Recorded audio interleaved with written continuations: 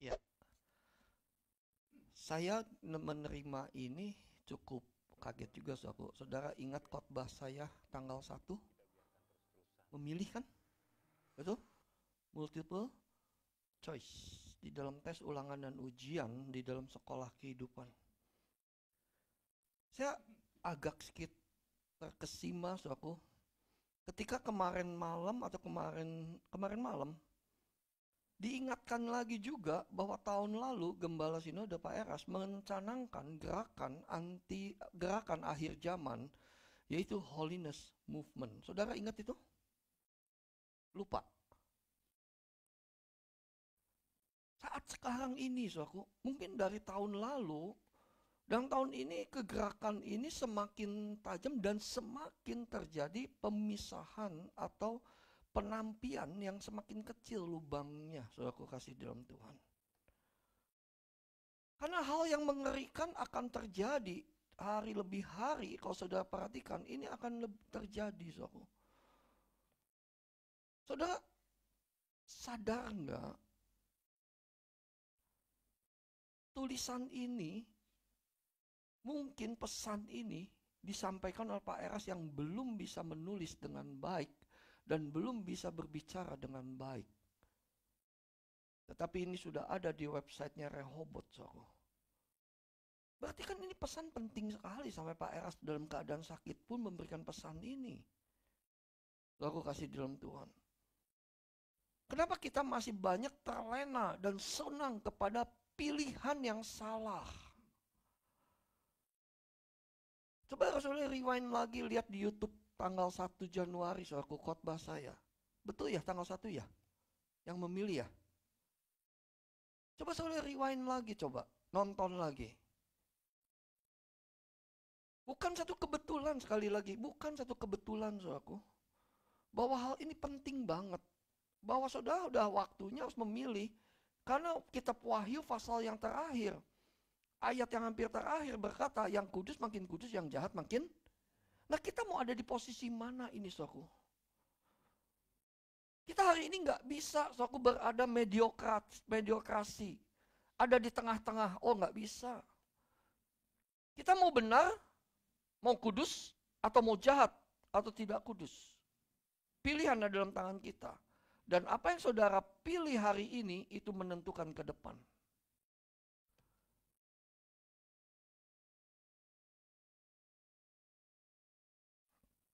Boleh tampilkan Pak Dev. Yuk kita ada baca sama-sama. 2, 3.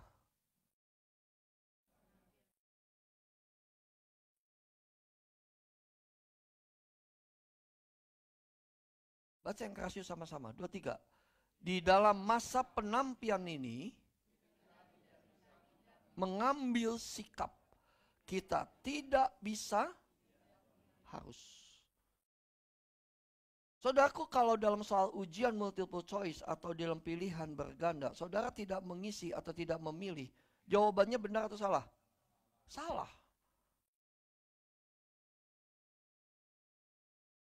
Saya kalau memeriksa, dulu saya ada ujian, saya guru juga. Ketika saya memeriksa, saya sangat menghargai mereka yang memilih walaupun salah. Itu ujian dunia itu. Daripada yang tidak mau memilih, saya tidak menghargai sama sekali. Karena orang yang berani memilih walaupun salah, itu orang itu berarti mau untuk berubah. Setuju enggak? Amin. Orang yang cari aman, saudaraku. Coba cek lagi tanggal 1 khotbah saya. Coba cek.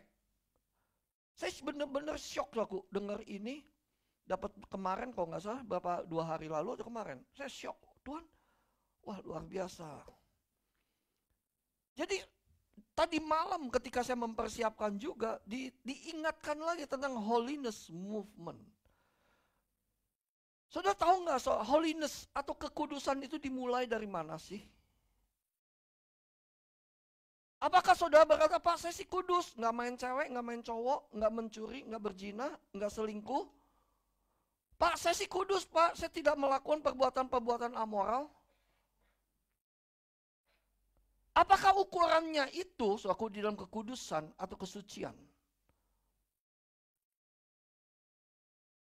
Tuhan Yesus mengajarkan di dalam Matius pasal yang kelima, berbahagialah mereka yang apa? Suci apa? Hatinya, karena mereka akan melihat Allah. Berarti kekudusan atau kesucian dimulai dari mana? Dimulai dari mana? Kurang keras semua. Dimulai dari mana? Sambil tunjuk, dimulai dari hati. Hati itu bukan di sini ya, di sini ya. Tapi nggak apa-apa, di sini. Bilang, dimulai dari hati, kanan kirinya, dimulai dari hati.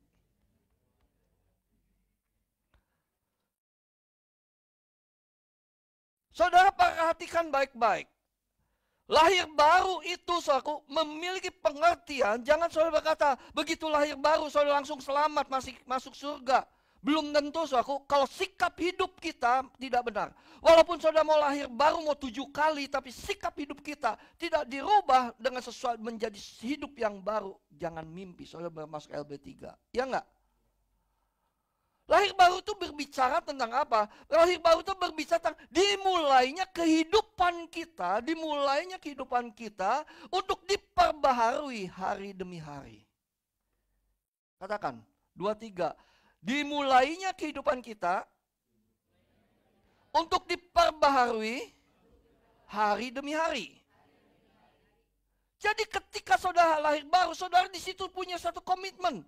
Ketika saudara dibaptis, di situ saudara punya komitmen. Kita mau mati bersama Yesus, bangkit bersama Yesus, dan dimuliakan bersama Yesus. Amin. Semuanya ini berbicara tentang apa? Semuanya ini berbicara tentang hati. Coba lihat 1 Tawarikh pasal yang ke-28 ayat yang ke-9.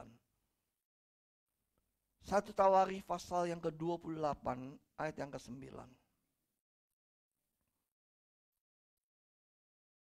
Yuk. Kecil sekali ya, nggak apa-apa.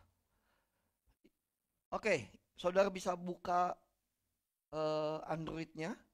Tapi jangan lupa kalau saudara buka Android, begitu ada WA masuk, abaikan. Utamakan baca Alkitab ya. Karena banyak orang begitu buka Android, ya, begitu lihat Alkitab, lalu ada WA masuk, Alkitabnya disingkirkan, pura-pura baca Alkitab, yang dibaca adalah terima kasih kejujurannya. Yuk baca, 2, 3.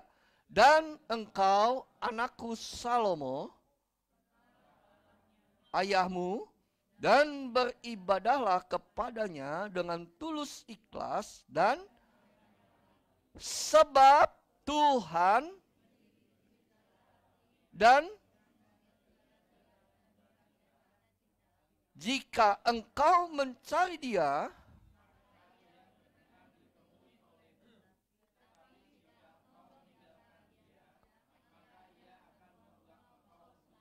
nah saudaraku, ini pesan Daud sebelum Daud meninggal. Dia berpesan apa? Kenal ayahmu. Kenal Allahnya ayahmu. Kenal yang kita sebut dengan Elohim Yahweh. Kenallah Allahnya ayahmu. Kenallah Allah Abraham, Allah Ishak, Allah Yakob, yang dikenal satu dengan Elohim Yahweh. Kenapa? Di sini jelas dikatakan sebab Tuhan, ini Tuhan Nur besar semua, Yahweh, menyelidiki segala. Saudara, kita harus mengenal Allah kita. Bahwa Allah kita itu senang, yang dilihat itu hati kita. Amin. Terjadi penipuan yang cukup besar di dalam kekristenan. Bahwa seolah-olah kita melakukan sesuatu di dalam pelayanan kita. Melakukan sesuatu di gereja. Melakukan pelayanan dengan sepertinya pelayanan yang benar. Tetapi sebetulnya kita sedang tidak melakukan pelayanan itu. Sepertinya seolah-olah dengan melayani kita sudah menyenangkan Tuhan. Sepertinya sudah menjadi worship leader, sebagai pendeta, sebagai pengkhotbah, sebagai gembala, sebagai apapun juga yang ada di dalam gereja. Seolah-olah dalam tanda petik sudah menyenangkan Tuhan. No, Tuhan tidak lihat apa yang kita lakukan, tapi Tuhan melihat hati kita semua. Aminnya 2. Amin. Yang Tuhan selidiki adalah hati. Yang Tuhan mau lihat itu adalah hati. Seberapa tulus kita mau melayani Tuhan. Seberapa tulus kita mau mengasihi Tuhan. Kalau kita masih berkata, Tuhan, saya mau melayani asal. Tuhan saya mau melayani. Tapi kalau kita mengasihi Tuhan, kita akan berkata, Tuhan aku mau mengasihi Engkau walaupun. Aku mau melayani Engkau walaupun. Setuju nggak? Jeff, di game Jeff mainin Jeff. Jangan dengan mudah kita katakan semua yang menyenangkan hatimu, semua yang memuaskan hatimu,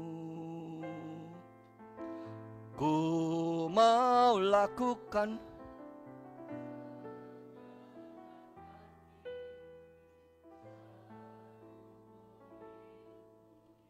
Bener gak sih? Dengan segenap hati. Tuhan Yesus mengajar apa? Kasihilah Tuhan Allahmu dengan segenap hati, segenap jiwa, segenap akal budi, segenap kekuatanmu. Betul enggak? Jadi yang Tuhan lihat itu bukan segenap kita, pokoknya untuk Tuhan. Pokoknya untuk Tuhan. Tetapi untuk Tuhannya hanya di gereja. Hanya di dalam saat pelayanan, bagaimana sikap hidup kita di luar, bagaimana kehidupan kita sehari-hari, bagaimana kehidupan kita di dalam dunia kerja, bagaimana kehidupan kita di dalam dunia bisnis, apakah sama ketika kita melayani di mimbar?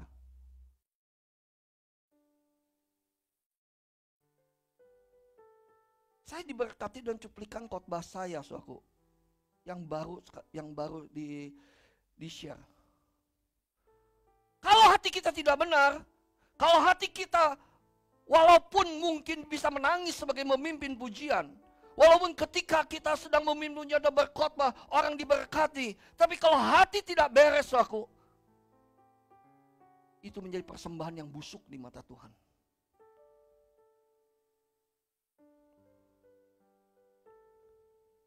Ngeri, saudaraku. Dan saudara perlu ingat, ini perlu diingat. Hati saudara yang ada sekarang ini merupakan akibat dari masa lalu, dari masa kecil.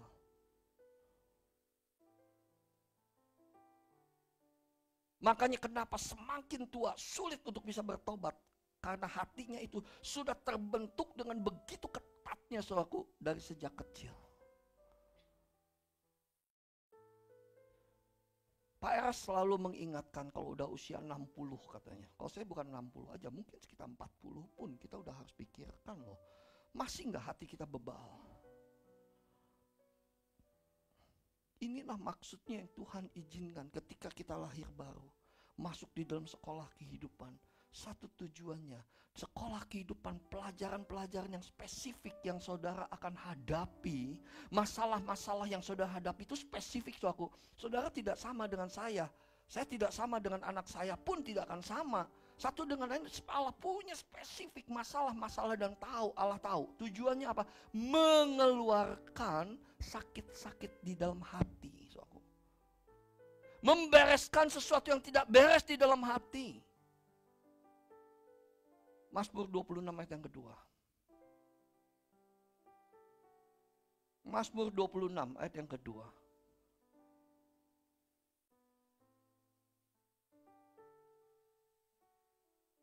Mazmur 26 ayat yang kedua.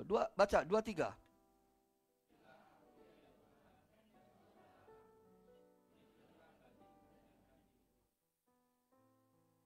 Kenapa sampai pemazmur berkata, Tuhan uji aku nih, selidiki aku. Satu lagi deh, Mazmur 139 ayat 23. Mazmur 139 ayat yang ke-23. Coba sekali baca yuk, 2-3.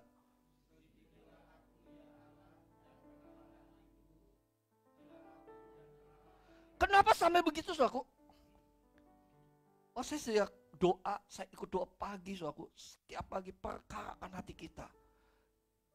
Jangan dengan kesombongan perkarakan hati itu, saudaraku, kepekaan hati dengan Tuhan. Kenapa? Karena saking hati ini sudah terbentuk dari sejak kecil, saudaraku, kadangkala kita tidak tahu hati kita sendiri loh.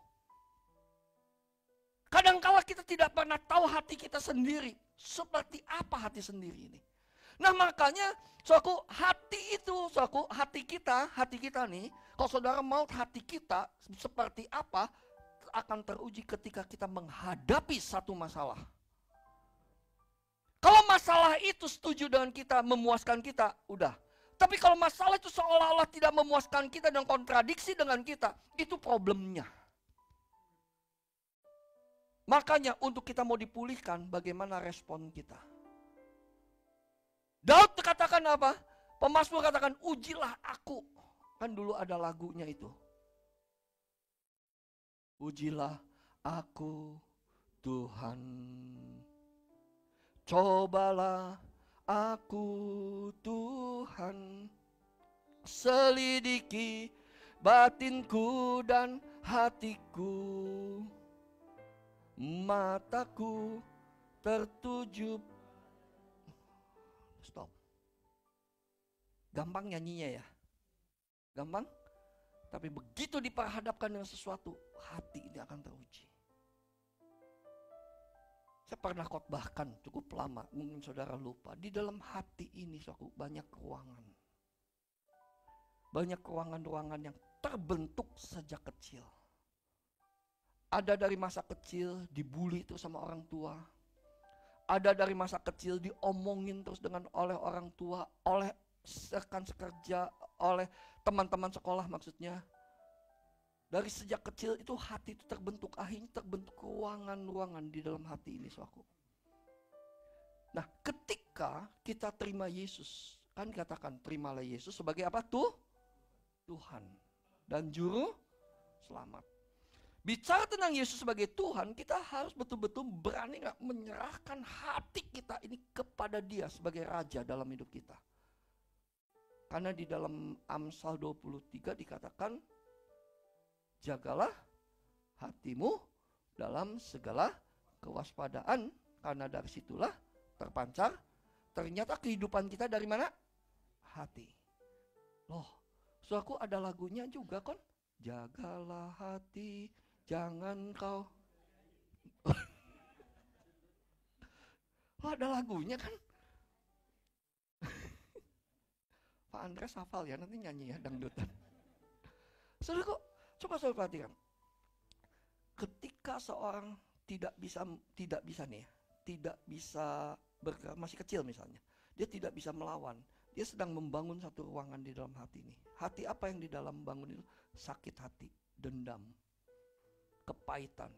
Nanti udah gede, tinggal dikeluarkan aja tuh bentuk kepahitannya, bentuk sakit hatinya, bentuk pokoknya dia bisa memuaskan hawa nafsunya. Apalagi kalau sakit hati oleh orang tua. Orang tua begitu tua, dalam hati dia akan berkata begini, nunggu lu tua.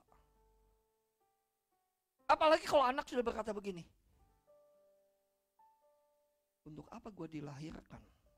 Kalau gue untuk demi begini. Lu orang tua, tunggu balasannya. Itu ruangan hati itu sudah terbentuk. Kalau saya punya bahasa saya itu adalah, itu di ruangan sampah. Sampah-sampah tuh di situ. Lalu ada ruangan-ruangan lain lagi. Nah Tuhan tuh nggak mau suaku. Tuhan hanya diberikan satu tempat dalam hati kita, tempat ruangan yang paling bagus, tapi tidak diberikan seluruh ruangan hati kita. Gak mau. Tuhan tuh ingin seluruh hidup kita, hati kita diberikan kepada Dia. Dengan caranya apa? Bersihkan hati kita. Amin.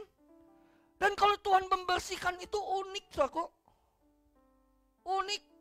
Coba Dev cari Ayub berapa, Dev? Tuhan yang melukai, Tuhan juga yang membebat. Ayub berapa coba? Tuhan itu unik, saudaraku. Dan seringkali kita sembunyi di balik itu. Sehingga ketika hati kita mengeluarkan ada gudang barang bekas sampah itu, ketika sedang dikeluarkan, itulah manifestasi tingkah laku kita, perkataan pikiran kita, dan apa yang kita lakukan. Itu manifestasinya di situ. Tolong bukakan. Ayub 5 ayat 18. Baca yuk, 2, 3.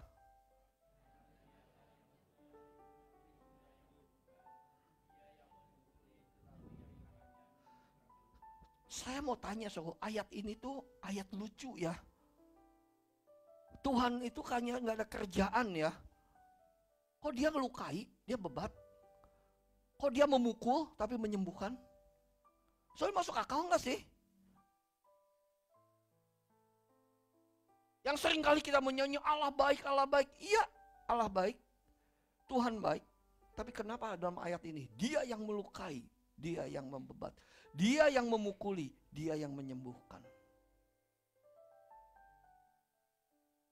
Tapi sering kali saudaraku, kita tidak mau di dalam tangan Tuhan hancur hati itu. Kita lebih suka mempertahankan ego kita dengan hati yang masa lalu ini yang menggendoli diri kita.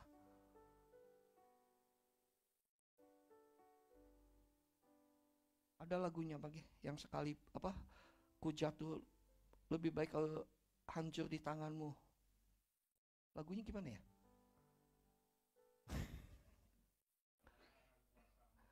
Dalam tangan kuasamu ku serahkan hidupku, kalaupun ku jatuh hancur, ku jatuh di genggammu,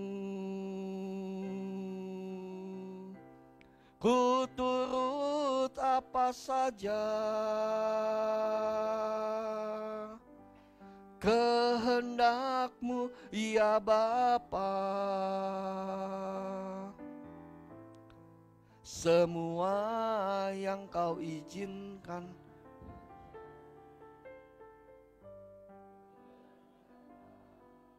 Gampang nyanyinya ya. Gampang ya, Tante?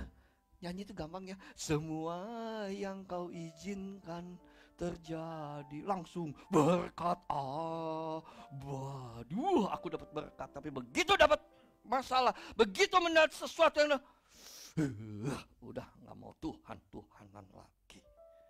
Aku benci, aku marah, aku sakit hati, aku dendam. Tahu gak saudaraku? Ketika Tuhan memberikan satu problem atau masalah, sebetulnya itu menunjukkan hati kita loh. Karena Tuhan berperkara dengan hati kita. Tuhan berperkara dengan hati kita. Sejauh mana hati kita mengasihi Dia akan diuji.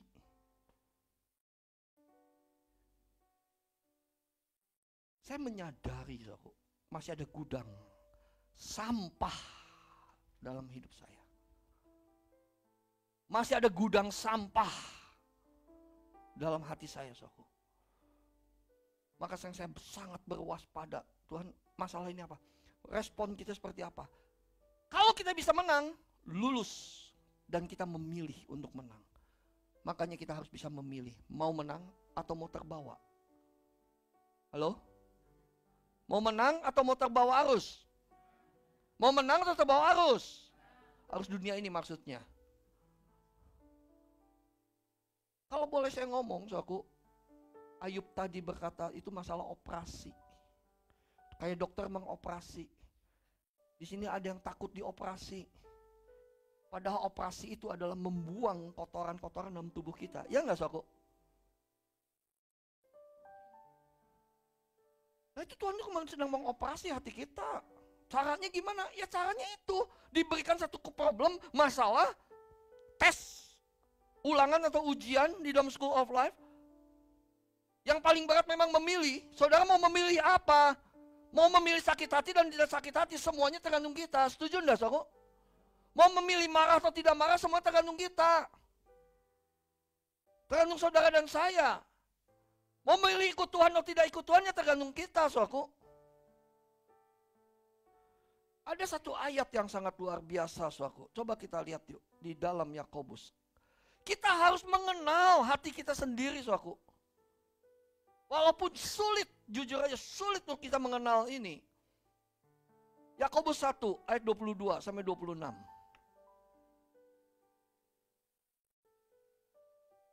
Dua, tiga.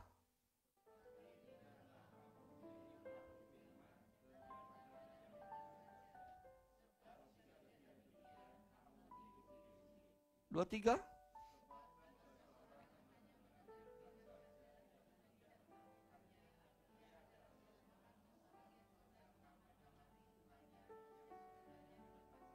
Dua, empat.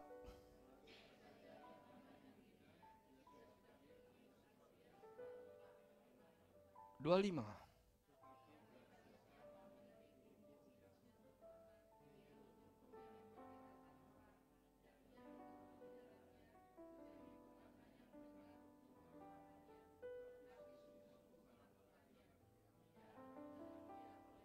Dua enam.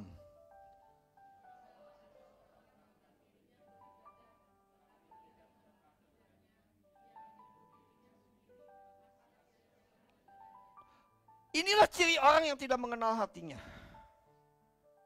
Apalagi kalau ada firman yang menyinggung dan ingin membenarkan dirinya, firman itu bukan menjadi kebenaran untuk dirinya, tetapi firman itu menjadi pembenaran untuk dirinya. Banyak orang suka akan suara kebenaran. Banyak orang akan berkata, Pak Eras luar biasa, firmannya membentuk, firmannya wah luar biasa. Bertahun-tahun saya ikut Pak Eras, belum pernah ada pendeta seperti ini. Banyak orang berkata bahwa ikut Pak Eras itu firmannya wah ciami banget. Firmannya kalau boleh kan dagingnya hebat, daging banget. Tapi maaf saudaraku, walaupun ikut suara kebenaran, tapi kalau hidup kita tidak dikuasai oleh kebenaran, semuanya menjadi sia-sia. Kita tidak akan pernah masuk langit baru bumi yang baru. Betul enggak, saudara? Betul enggak? Dan apa yang telah saudara dengar akan diuji. Ingat itu. Jangan berkata, wah hebat, wah bagus. Tapi saudara ingat itu. Kebenaran bukan untuk menghakimi orang lain. Kebenaran bukan untuk pembenaran diri sendiri untuk melakukan dosa. Tapi kebenaran adalah untuk dihidupi supaya hati kita semakin hari semakin bersih. Amin? Amin?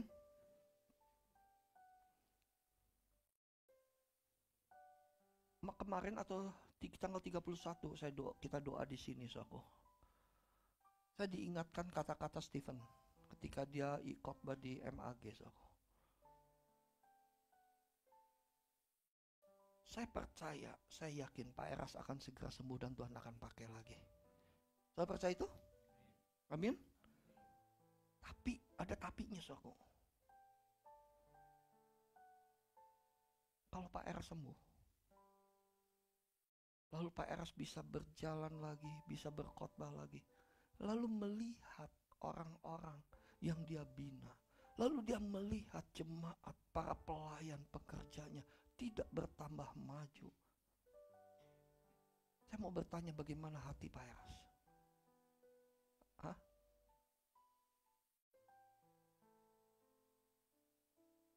Maaf, aku bisa stroke lagi. Lalu dia akan melihat juga Hermawan Gembala GSKI Kos Cirebon. Gimana ya? Oh, ada satu GSKI sudah enggak. Dengan sedih banget Pak Eras. Justru saya percaya masa Pak Eras beristirahat ini, kita harus bisa menunjukkan kemajuan rohani. Karena begitu dia sehat, begitu dia bisa melayani lagi, dia melihat banyak orang bertumbuh dengan pesat, bertumbuh dengan luar biasa. Saudara akan di situ Pak Eras akan bersuka cita dan kesembuhan itu akan semakin sempurna. Iya enggak? Saudara mengasihi Pak Eras enggak? Mengasihi Pak Eras enggak? Berubah. Jangan sia-siakan kepercayaan yang Tuhan berikan melalui hamba Tuhan ini. Kita bukan terpaku kepada manusia, tapi kita terpaku kepada Tuhan Yesus. Amin, saudara. Tapi Tuhan pakai kan. Kalau Pak Eras sehat, saudara, yang ngelihat kita seperti apa? Apakah naik level atau turun level atau tidak naik sama sekali?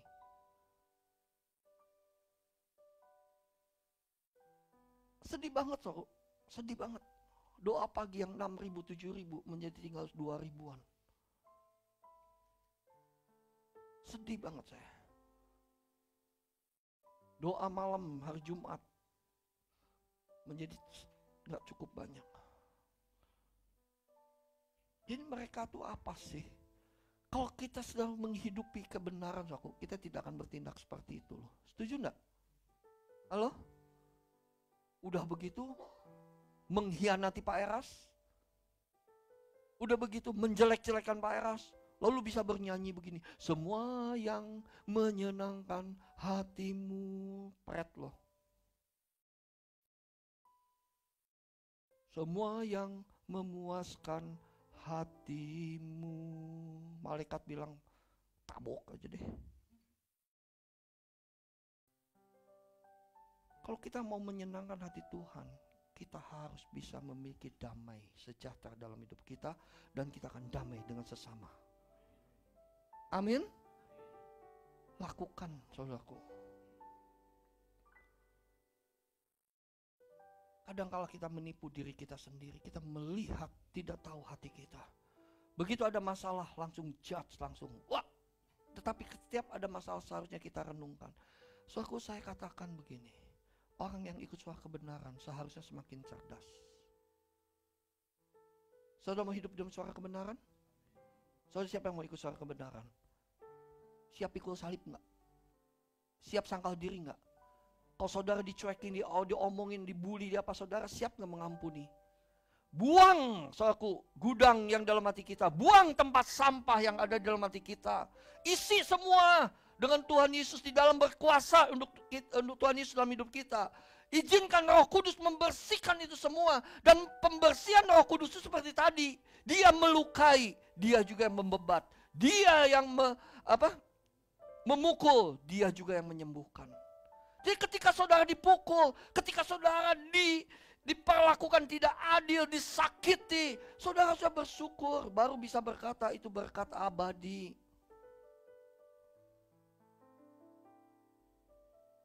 Bagaimana saudara mau ngomong, mau menjadi seperti Yesus? Yesus tuh udah diludahi loh, saudaraku. Yesus tuh sudah ditampar loh. Diludahi, disalib, saudara belum diapa-apain.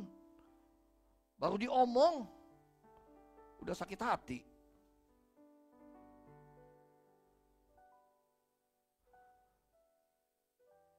Satu Yohanes 1 ayat yang 8.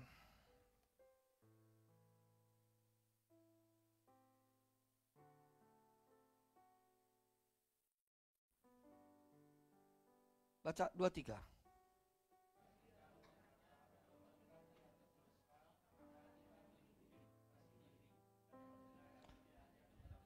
Saudara, saya menangkap begini. Jangan kita bilang tidak berdosa itu bukan pengertian tidak beramoral, saudaraku. Tapi ketika pikiran dan perasaan kita meleset saja tidak sepikiran dan perasaan Kristus, kita sudah menipu diri kita sendiri loh. Ya enggak? Halo? Saya kalau konseling dengan keluarga, suami dan istri, saya ada salah satu bukan mata pelajaran apa ya? Materi tentang manajemen konflik. Iya enggak? Ini yang baru menikah nih. Masih pengantin baru nih, makanya. Manajemen konflik kan? Soalnya ketika saya menyampaikan materi ini tentang manajemen konflik, saya selalu bilang kepada suami istri, setiap masalah yang ada ini dalam suami istri, sebenarnya tidak ada yang benar, tidak ada yang salah. Dan setiap masalah yang ada dalam keluarga itu bukan siapa yang menang, siapa yang kalah. Tetapi setiap masalah yang ada itu tergantung daripada respon kita. Ya enggak? Seberapa kita merespon. Kalau kita mau merespon secara negatif akan terjadi masalah besar. Tapi seberapa banyak kita merespon positif itu akan menutupi banyak kesalahan. Saudara, makanya saya pribadi, saya nggak suka hampir jarang untuk WA itu pakai ketikan WA itu. Pertama jempolnya gede, salah ketik terus. Lalu jari saya tuh begini, sensitivitasnya itu kurang Jadi mesti gini, maka istri saya jawabin WA, saya paling males jawabin WA. Terus terang, males banget Lebih baik telepon. Kenapa? Karena WA tuh bisa salah loh, salah persepsi. Ya Pak ya? Bisa salah persepsi loh, maksudnya apa, larinya kemana, karena tulisan, ya enggak? Saya sering ngomong sama dia dulu dia bilang, kamu kalau WA itu jangan main WA, lebih baik telepon sama papi. Karena kadang-kadang saya juga sering konflik sama dia dulu. Walaupun mukanya sama. Karena WA itu suatu bisa salah, ya enggak? Respon kitanya mau apa? Makanya saudaraku bertobat, karena seringkali iblis itu kalau dikatakan mengubah frekuensi kebenaran ini. Dan karena saya nggak salah. Sebetulnya bukan salah atau benar setiap masalah. Sebenarnya setiap masalah itu respon kitanya apa? Kalau masalah itu dijadikan masalah, maka masalah itu menjadi masalah. Ya Pak ya? Tapi kalau masalah itu tidak dijadikan masalah, maka masalah itu tidak akan menjadi masalah. Simpel kan sebetulnya? Betul enggak, saudaraku? Yang saya pernah cerita sama Bapak Ibu kan di sini kan, kalau lagi dengar khotbah ada yang begini. Kalau saya jadi masalah, lu menghina ya. Padahal saudaraku bawaannya begitu, mau gimana? Mukanya udah lempeng, lempeng. Ada orang yang kalau khotbah, begitu pulang ngomongin, begitu pulang kasar, kan percuma, ya enggak saudaraku? Jadi jangan menilai orang. Yang kita harus nilai hati kita di hadapan Tuhan. Maka ketika hati kita benar di hadapan Tuhan, raut muka kita juga akan menjadi indah di mata sesama. Coba lihat kanan kirinya, indah enggak? Ayo dong lihat dong, jangan liatin saya. Kalau saya sih udah indah.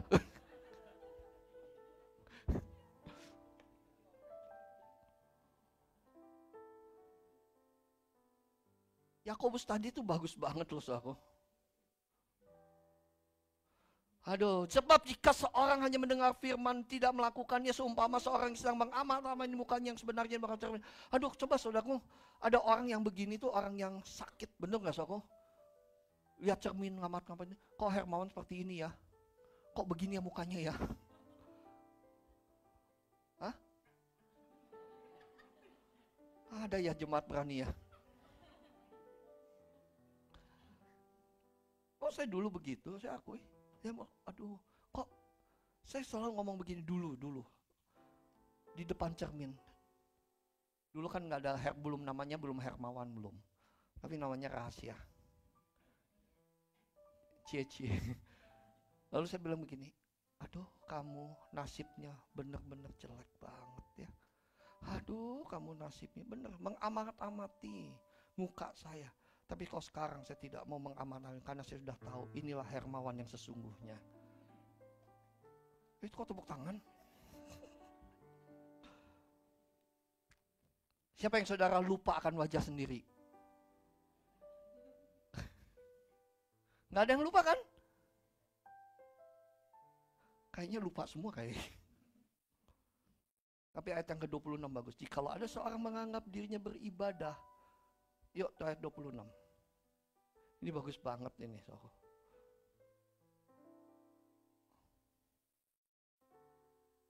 Yuk. Yakobus 1 ayat yang ke-26. Yakobus 1 ayat yang ke-26.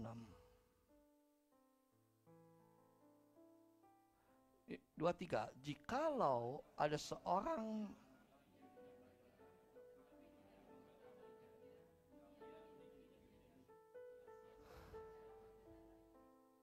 coba siapa yang saudara bisa mengekang lidah kita, coba yuk.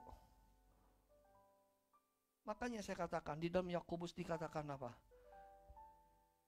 Dari satu mulut dari lidah ini bisa memuji Tuhan. Tapi dari mulut yang sama, lidah yang sama bisa mengutukin orang. Iya enggak? Dari satu yang mulut ini bisa memuji. Tapi dari satu yang mulut ini juga bisa menjelek-jelekan.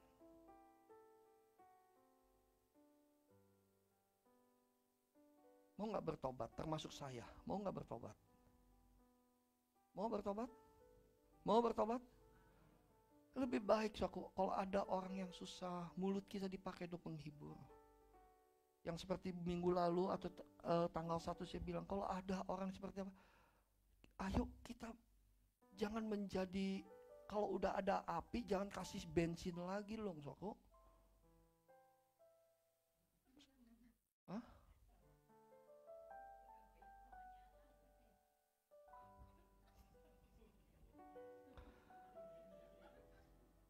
Kalau ada orang yang ngomong tahu nggak begini, si ini begini tahu nggak? Iya tuh tahu, wah coba ditambah lagi bumbunya. Tapi lebih baik tahu nggak? Saya nggak mau tahu. Ada satu perkataan Mbak Eras aku. Benar-benar ini berkat buat saya. Ketika itu saya ada di ruangan, saya bilang begini. Ketika ada beberapa ada ngobrol. Ketika lagi ngomong bukan ngomongin orang jelek, bukan jelek juga lah, enggak lah. Kita lagi membahas sesuatu, lalu ketika mulai itu Pak Eras cuma ngomong apa? Stop, ganti topik. Saya tidak mau kita bicara tentang hal yang seperti ini. Ketika di Kebon Jeruk kan saudara tahu kan, saya pernah ngomong kan, ketika di Kebon Jeruk, sebelum kita berdoa di Kebon Jeruk, kita ada di ruangan dulu dengan Pak Eras. Kita lagi mau doa, nggak ada yang salah. Buat saya nggak ada yang salah, itu ada hibur, ada yang joke. Langsung Pak Eras, stop. Jangan gunakan mulut dengan sia-sia. Gunakan mulut untuk memuji Tuhan. Amin. Baru saudara bisa katakan, semua yang menyenangkan hatimu, semua yang memuaskan hatimu, ku mau lakukan segenap hati di sisa umur hidupku ini. Ini yang ngeri aku. Telah banyak waktu yang ini ngeri aku, bener. Waktu kita sering gak dibuang. Tak ku lakukan kehendak Bapa. Sekarang saatnya.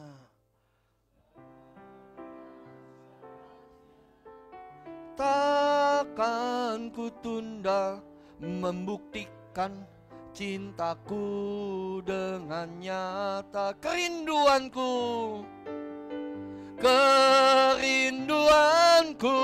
sebelum akhir hidupku, melakukan yang Bapa ingini. Segenap hidupku sebagai persembahan yang berkenan di hadapan. Jangan diganti kata-kata ini. Segenap hidupku sebagai apa? Sebagai apa? Sebagai apa? Siapa yang mau jadi sebagai persembahan? Itu korban namanya, saudaraku. Disakiti, dikuliti, dibakar. Tapi ketika kita punya respon yang baik, memiliki hati yang bersih, hati yang suci, hati yang berkenan di hadapan Tuhan, korban itu menjadi korban yang harum di hadapan Tuhan. Kalau kita sudah menjadi hati yang bersih, hati yang benar, maka Amsal 4 ayat yang ke-23 berkata, jagalah hatimu dalam segala kewaspadaan, karena dari situlah terpancar kehidupan. Yang harus jaga hati siapa? Yang harus jaga hati siapa? Saudara dan saya. Betul enggak? Akan terpancar kehidupan. Korban yang hidup. Saudaraku, ingat ya, persembahkanlah tubuhmu sebagai korban yang apa? Bukan korban yang mati. Katakan korban yang hidup. Orang yang hidup itu orang yang jaga hati. Tapi orang yang penuh dengan kepahitan, kebencian dan amarah, maaf saudaraku, mati. Apalagi sudah mati rasa, perasaannya udah mati. Dan kita tidak berkenan di hadapan Tuhan untuk mempersembahkan tubuh kita. Saudara memiliki hati yang benar? Saudara mau jaga hati kita? Saudara mau hidup seperti yang Tuhan mau? Melakukan kehendak Allah? Mau? Siapa yang mau? Semua mau? Kerinduanku sebelum akhir hidupku, melakukan yang Bapa ingini. Segenap hidupku sebagai persembahan yang berkenan di hadapan. Sekali lagi, kerinduanku.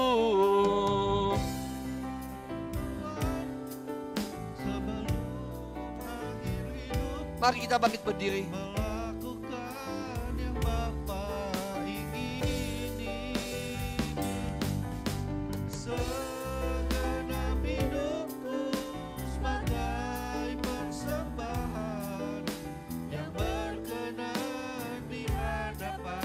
Angkat tangan tinggi-tinggi. Kerinduanku. Kerinduanku sebelum akhir hidupku, melakukan apa ingini. Segenap hidupku sebagai persembahan yang berkenan di hadapan. Katakan kerinduanku, kerinduanku sebelum akhir hidupku, melakukan yang Bapa ingini. Segenap hidupku sebagai persembahan yang berkenan di hadapan. Katakan kerinduanku, kerinduanku sebelum akhir hidupku, melakukan yang Bapa ingini. Segenap hidupku sebagai persembahan yang berkenan Di hadapan Tuhan. Semua tundukkan kepala.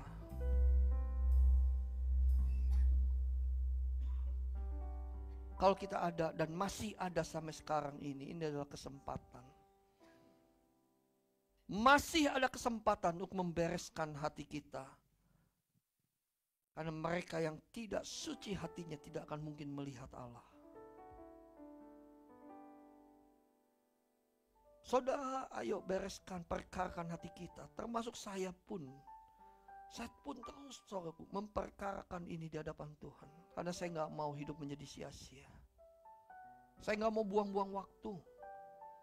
Setiap masalah, setiap keadaan yang kita hadapi sebetulnya sedang mengorek keluar kotoran-kotoran, sampah-sampah yang ada dalam hati kita.